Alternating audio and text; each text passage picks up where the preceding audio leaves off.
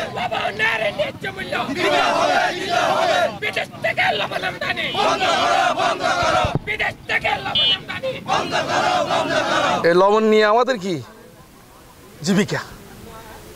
এই লবণ যদি না হলে আমরা কি কিছুতে আমরা জনগণ কি বাঁচতে পারবো না। হলে মুখে বিষ দাও, নইলে লবণের দাম দাও।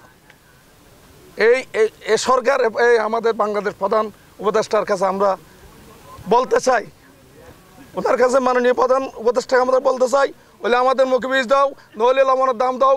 এই 1 কেজি মূলার দাম 60 টাকা, 1 মণ নুন বেচিয়া 2 কেজি মূলা।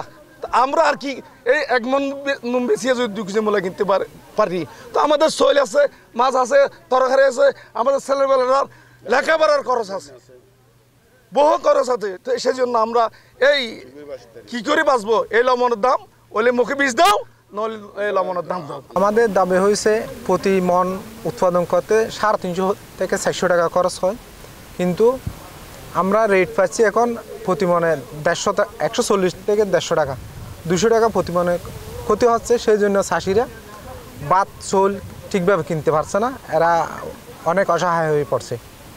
আমাদের লবণ চাষিরা ন্যায্য মূল্য পাচ্ছে না।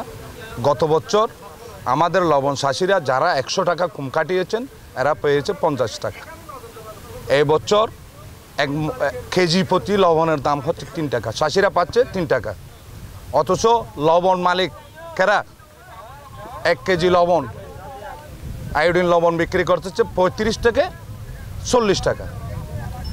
এই বছর আমাদের লবণ চাষিরা আমাদের কুতুবদিয়ায়, বিশেষ করে আমাদের লেমশিকালী ইউনিয়নে 80% মানুষ লবণ চাষের উপর নির্ভর।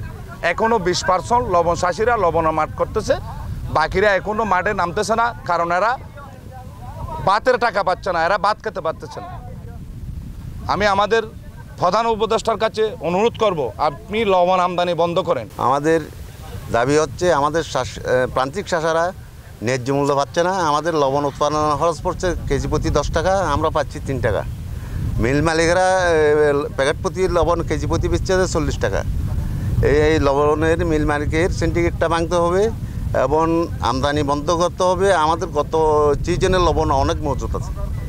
এখন আমাদের একটাই দাবি, আমাদের ন্যায্য মূল্যটা পাতে হবে।